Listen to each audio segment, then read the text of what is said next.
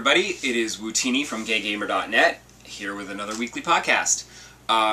This week I want to start by talking about Spartacus Vengeance, which just had its season finale, and it was amazing. And seriously, when Spartacus Blood and Sand first premiered on Starz, there was a lot of talk about, like, oh, it's all, you know, gory graphic violence and lots of nudity and sex, and yes, I will freely admit that I turned in for the mostly naked and sometimes completely naked muscly gladiators.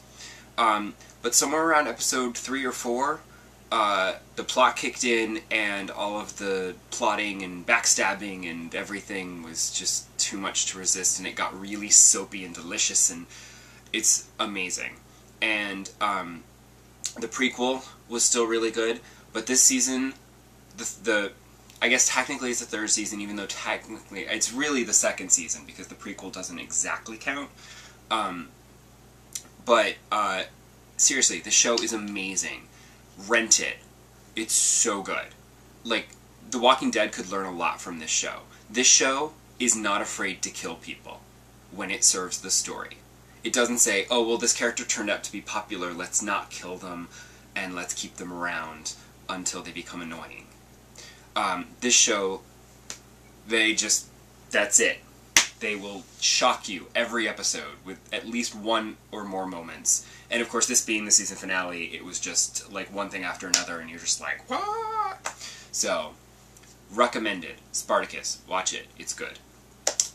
Second thing, I am still right at the end of Mass Effect, I feel, and I've been playing a lot of multiplayer, and I'm not sure if I'm playing a lot of multiplayer because I'm trying to prolong the game because I don't want to finish it, or if I'm actually genuinely becoming addicted to multiplayer, which I might be.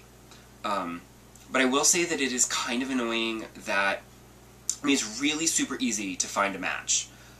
You set what you want, go into a match, but it's so frustrating because no one ever turns on their microphones. Like, there's no chatting. And when you're playing co-op, the chatting can help, because you can say, help, I need help, over here, there's a banshee, it's on top of me, help me, you know. Like, and when someone revives you with a first aid kit, you can say, thank you. You know, it's just, it's all unspoken now. It's implied that you're thanking them. But on the other hand, as someone pointed out on Twitter, you're probably actually playing against 10-year-old kids who are probably using all kinds of curse words and talking like idiots. So it might be a blessing in disguise that they're not actually turning on their headsets. So yeah, probably when playing with strangers, it's best not to use headsets. And at least I know if I'm playing with an actual friend of mine, we will have our headsets on, and then the strangers that come in, they can listen to us or not, whatever. And I want to say that I'm a little annoyed at one aspect of Mass Effect. The little icon for the Citadel keeps blinking on my galaxy map, and when I go there, there is nothing there to do. Now, I have scanned all of the systems to 100%, I have collected all the things that I could possibly collect, because it's at 100%, but when I go to the Citadel to deliver the relics or codes or whatever it is that they wanted that I collected, I can't find those people, they're not where they're supposed to be. Like, I've walked around just randomly through every single level of the Citadel, walking up to every single person to see if there's a dialogue icon activates when I get near enough. And sometimes it does, but a lot of times it doesn't. Also, there's no inventory system. So I feel like I've got the items that they were looking for, and so I should go deliver them to them. However, there's no inventory system, so I can't say with 100% certainty that I have it. So, like, I feel like that's kind of annoying, because there is that anal retentive part of me that wants to do every single side thing and collect every single little thing and deliver it to everybody. But in this case, that's actually helpful because every little thing that you do will help the war effort.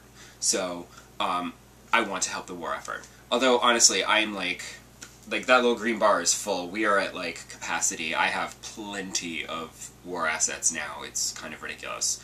But I mean, when I finish, like, right before I go to the final battle, I will stop by the Citadel and do one more pass of every single level of the Citadel and walk up to every single person just to see if I can't find a few more people to deliver things to.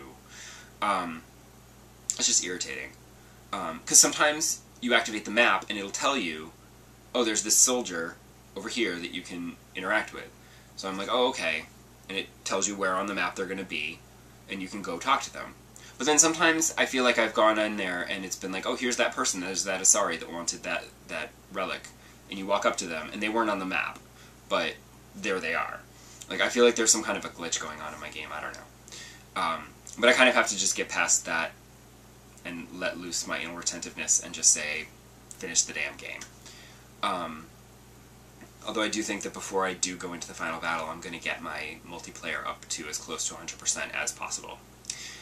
As far as new games, I've actually started a couple of new games. I was in Best Buy picking up the Muppets on Blu-ray, and I purchased You Don't Know Jack for my Xbox.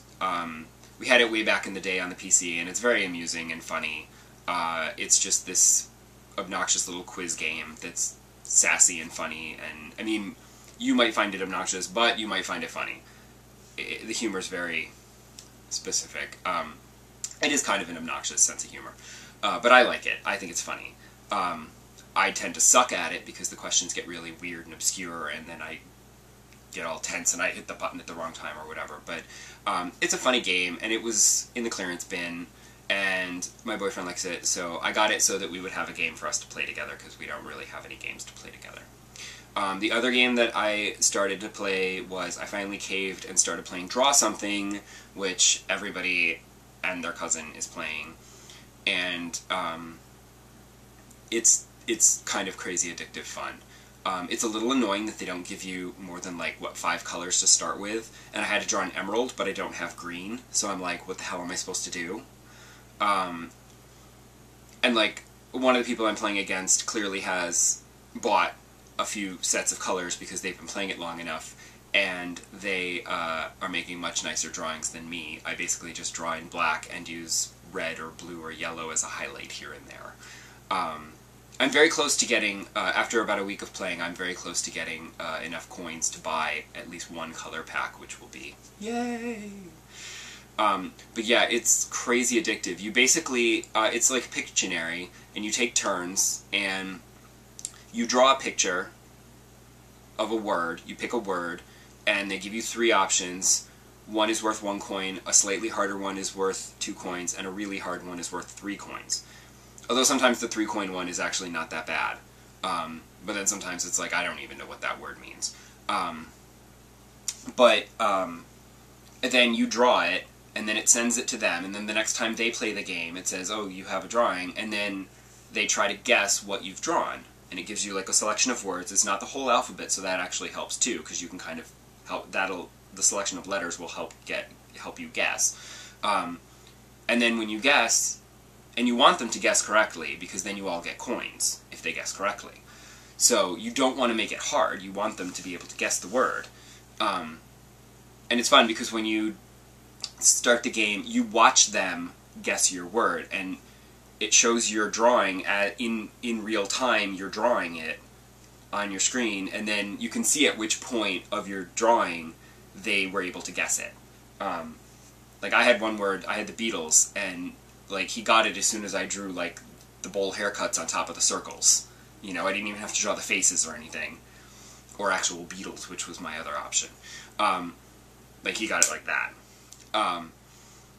The only complaint that I have is that, other than the lack of colors, is that there's no, like, I keep seeing the same words over and over again. Like, the first day that I played it, like, I got a bunch of people started playing me, and, like, I had, like, 10 games going, and I swear to God, there were 3 or 4 Aquamans in, like, the first day. It was, like, as soon as they started drawing, I was like, oh, it's Aquaman. I don't even need to see the rest of the drawing.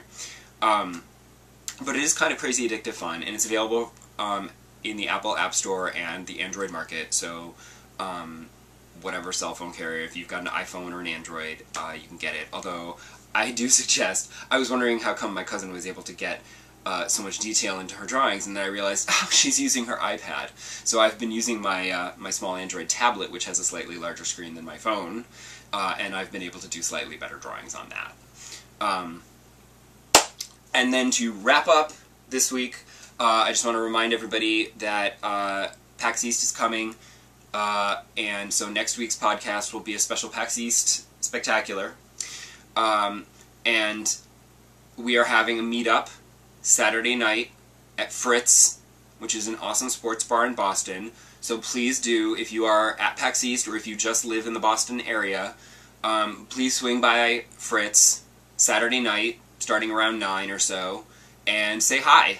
And I will see you then, or I will see you next week. Same time, same bat channel. Bye!